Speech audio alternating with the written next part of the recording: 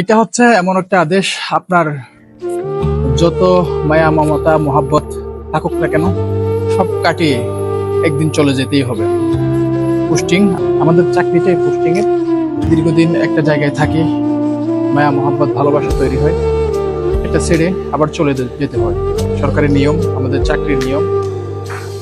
নিজ জেলা থেকে অনেক দূরে, প্রায় 300 কিলোমিটার দূরে চাকরি করেছি, কিন্তু আজকের এই দিনে ঠিকই চলে যেতে হচ্ছে।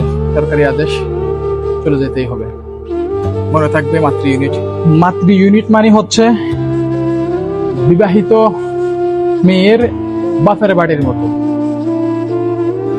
তারা জানে যে তাদের থেকে একদিন না একদিন শ্বশুর বাড়ি চলে যেতে হবে, কিন্তু এই ছোট্ট কাল থেকে তারা বেড়ে ওঠে বাপের বাড়িতে, কিন্তু একদিন পৃথিবীর নিয়ম অনুযায়ী তার শ্বশুর বাড়ি চলে যেতে হবে। ঠিক তেমনি আমিও ফেনী জেলা থেকে চাকরি শুরু করছিলাম। চাকরি প্রথম দিন থেকে আজ পর্যন্ত 4 বছর প্রায় 2 মাস, আজকে পর্যন্ত ফেনী জেলা দিয়ে আমার শুরু হয়েছিল। ফেনী জেলা হচ্ছে আমার মাতৃ ইউনিট।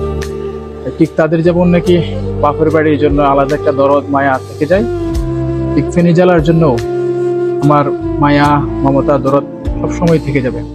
এখান দিয়ে আমার পুলিশের হাতে করি, সবকিছু এখান দিয়ে শিখে। আমাদের এখানে ভাই কোনো চাকরি করে না, তো রেসপেক্ট, পার্শ্ববর্তী বড় ভাই ছোট ভাই তারাই হচ্ছে আমাদের ভাই হিসেবে সবসময় পাশে থাকে। সুস্থতা সবকিছুর মধ্যে আমার সহকর্মীকেই পেয়ে থাকি। সবাইকে ধন্যবাদ।